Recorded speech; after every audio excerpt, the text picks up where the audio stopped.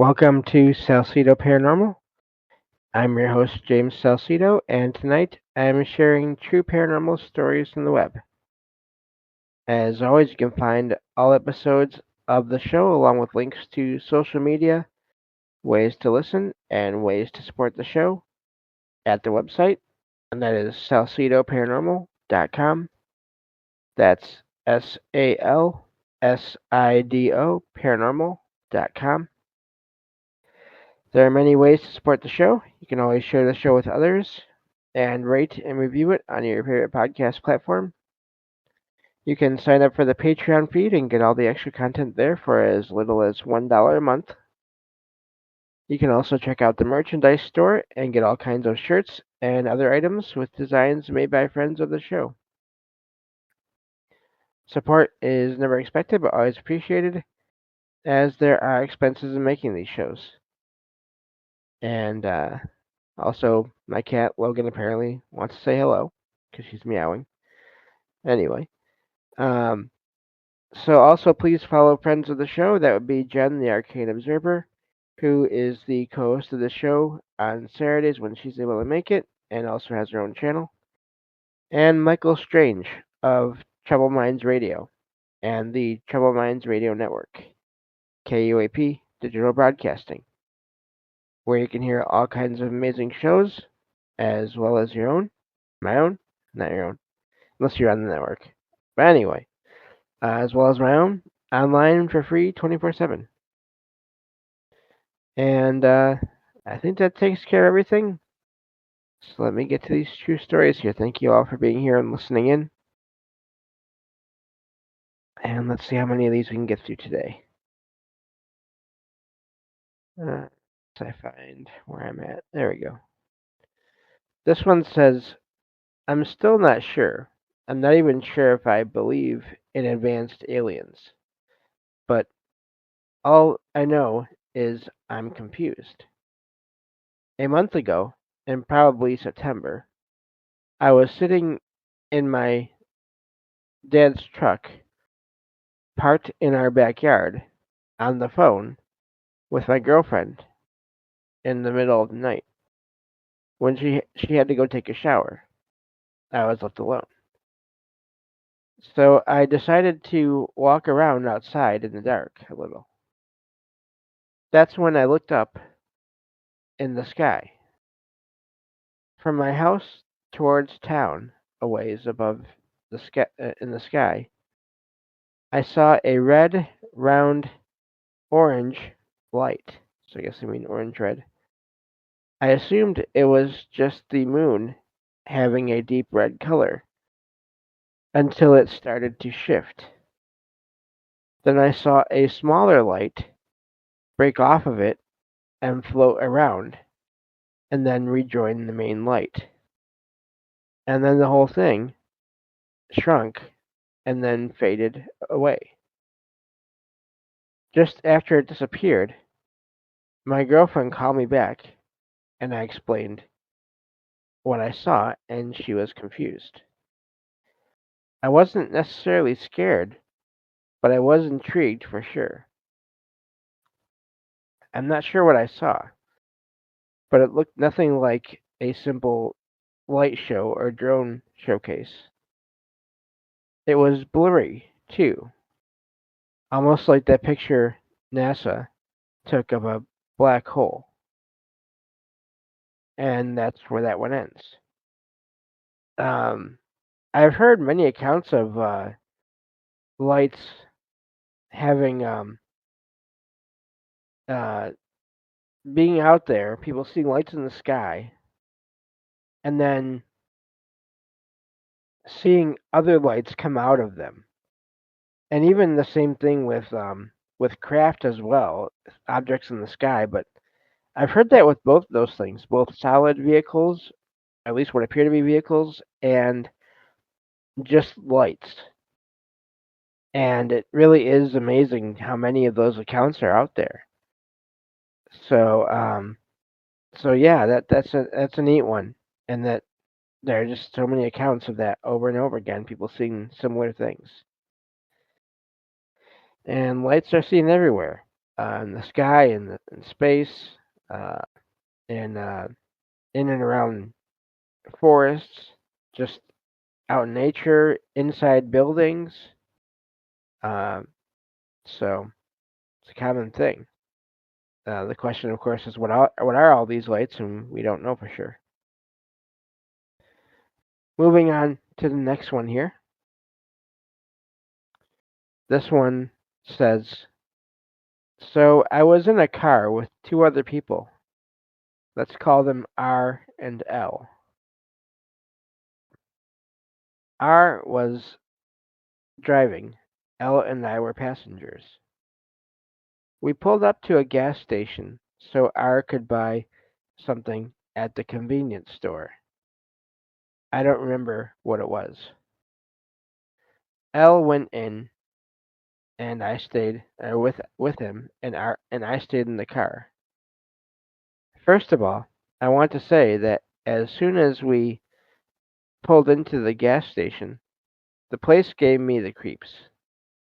And not in the this gas station is in a dangerous area way. This place just felt off and heavy. The lights made me depressed. So as I was waiting in the car, I felt anxious. I kept looking to my left every 20 seconds or so. I briefly saw a man out of the corner of my eye like 3 times, but when I turned my head, he always disappeared. He was always walking towards me, kind of quickly. I chalked it up to being anxious because of the gas station.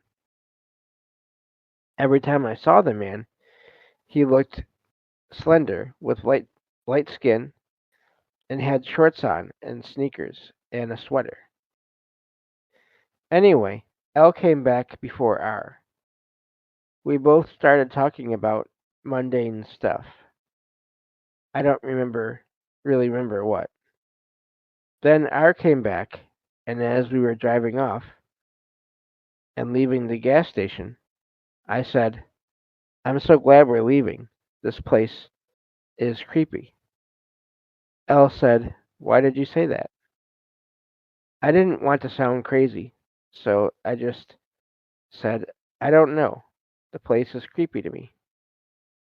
Then R jumped in and said, it's probably because it's so late and there aren't a lot of streetlights. I said, no, it's definitely not that. Then Elle said, wow, you're definitely sensitive to when a place has bad energy. I said, what do you mean? I kid you not. Elle went on to say that she saw a spirit. I hadn't told her anything about the man. I told her to describe its appearance to me. Elle said it was a man with undefined features and an unnatural skin tone. He was wearing a hat. I asked if he was walking towards the car, and she said yes. So I blurted out that while I was alone in the car, I also saw a man in jogging attire that was walking towards the car. R stayed quiet, and none of us really kept talking about it, except that I'd occasionally make make a joke or make jokes about the gas station being haunted, and started speculating about why the man was there. I stopped because Elle didn't seem to think it was a joke. Excuse me. Like she just wanted to stop talking about it. So I did. I still avoid that gas station to this day. And that's where that one ends. I don't blame them for avoiding it if it gives them that kind of a feeling. Uh, I wonder, it's weird to me because it doesn't sound like those two describe the same figure, and yet it was still, they both still saw a man heading toward the car, and they did describe one same feature. The man's skin tone, color of his skin seemed weird to them. Does that mean they were seeing the same thing? I don't know. Also, the fact that it kept on disappearing, I wonder if Elle ever saw the figure disappear, or if she happened to be looking away here and there, and so didn't see that. All these little details I wonder about. But yeah, it sounds like there might be some activity there, and maybe based on some earlier events, I wonder if that's where the dark feeling comes from about the location. Could be possible, could be. Um, Hopefully, it's just a residual image of this man walking through the parking lot, but you never know. I'd be curious to know if the employees there had the same feeling. This is also the second story I've found in recent weeks about gas stations, and I did a show on anomalies in and around gas stations quite a while ago, and so they do come up every so often. So I thought that was a neat one to share. I'm glad that nothing else happened. But I don't blame the writer there for avoiding the place. Moving on to the next one here.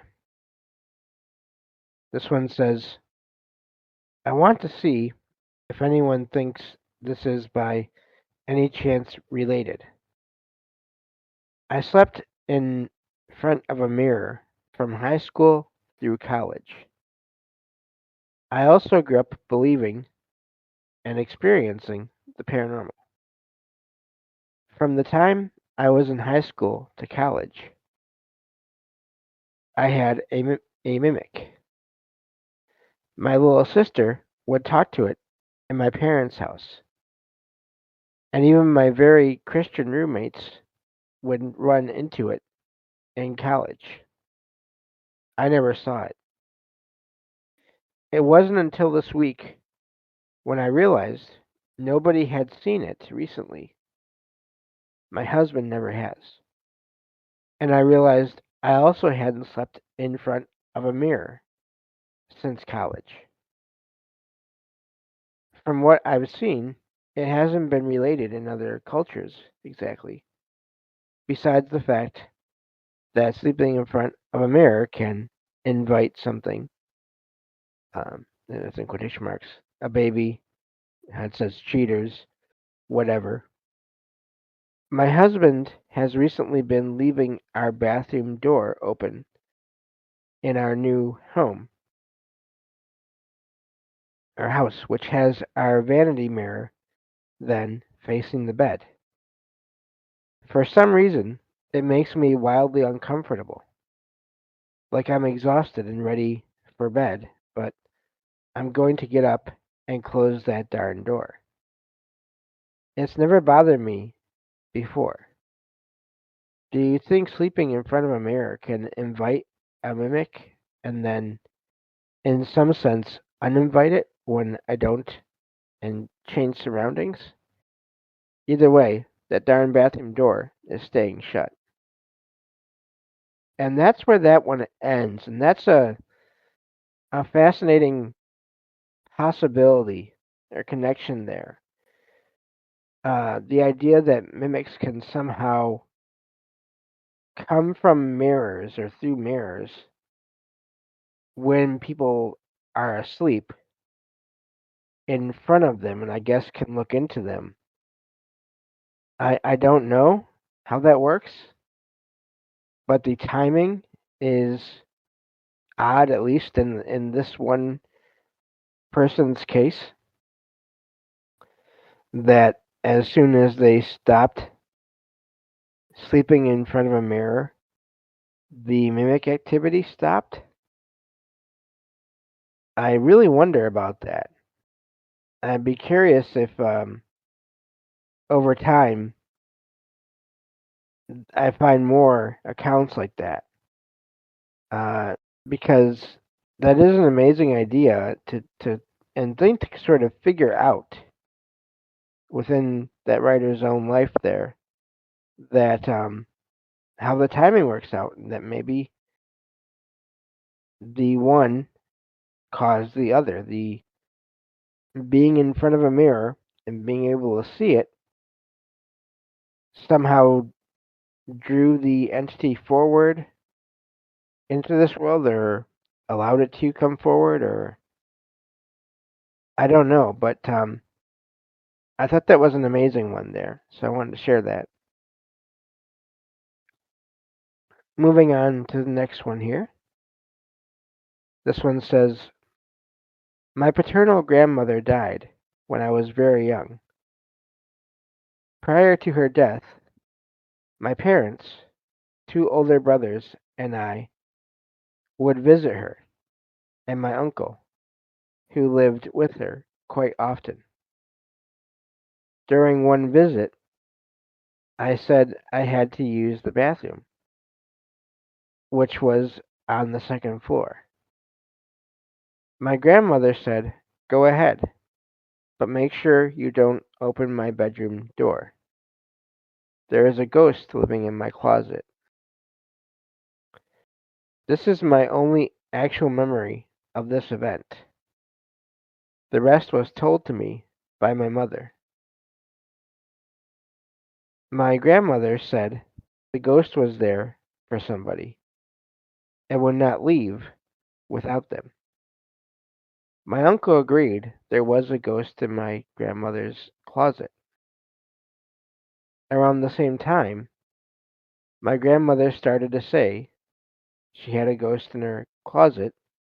My brother, and grandma's very favorite grandchild, was being worked up for possible cancer.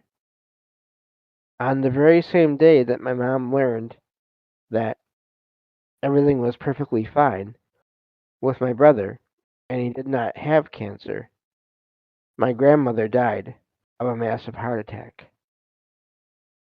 And per my uncle, the ghost left my grandmother's closet the day of her death. The whole family, my mother especially, believes my grandmother sacrificed herself to save my brother's life. And that is where that one ends. I do not know. I hope that's not necessary. Sacrifices like that.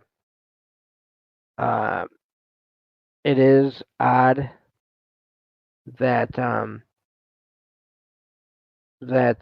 it was there, but then it left on that day of the passing of the grandmother, as well as it being the day that they found out everything was going to be fine with the brother.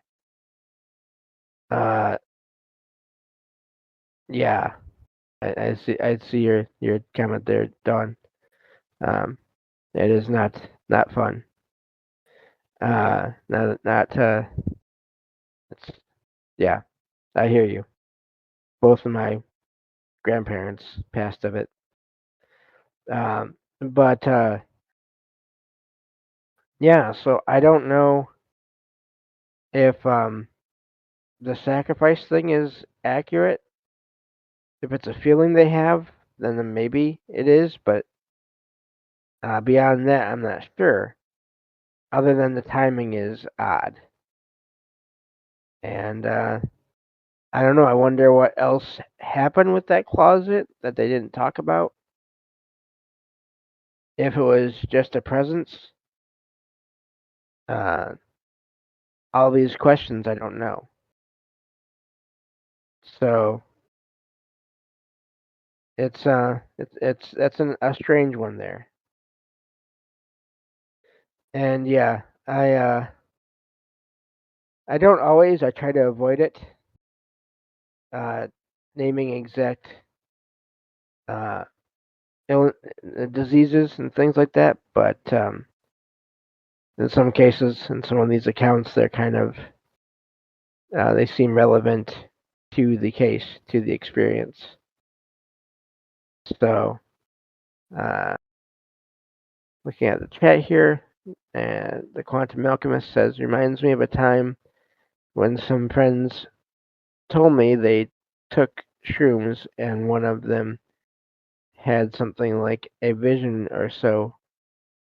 Either way, he was 100% sure that he saw God in a kitchen cupboard and that God was inside the cupboard. Huh. Okay. That must have been fascinating. Um, so, anyway, moving on to the next one here. This one says, I work in a retail shop located in the basement of a very old building, nestled in a historic town that locals insist is haunted. And after what I experienced, I'm starting to believe them. 3 separate times now, something has happened to me and a coworker that we still can't explain. Each time, we felt a strong tug on the lower back of our t-shirts, not a brush or a shift of fabric, but a deliberate pull, quick, small, and unmistakable. And every time, it felt as though it came from someone very short, like a child, trying to get your attention. But no one else was near us when it happened. There were no customers in that part of the shop, no shelves or hooks behind us, and certainly no air vents or breezes strong enough to move our shirts. We tested everything, trying to prove it was nothing. We couldn't. The last incident, just this past Sunday, was the one that truly rattled me. The tug came out of nowhere, sharp enough to make me spin around. When I realized no one was there, a wave of cold washed over me. The goosebumps on my arms stood up so dramatically that I actually showed my coworkers.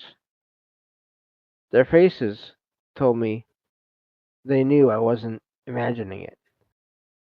Whatever it is, it's subtle, curious, and definitely real. And now, every time I'm working in there, I can't shake the feeling that a small presence is still wandering around, trying to make itself known to us for some unknown reason. One other thing. One time a customer was walking slowly around the store and jumped out of her skin and toward the door, the exit door. She said she felt the unmistakable feeling of a hand squeeze her leg, and when she looked down, there was no one there or anywhere nearby. She bolted out of the store, never to return. And that's where that one ends.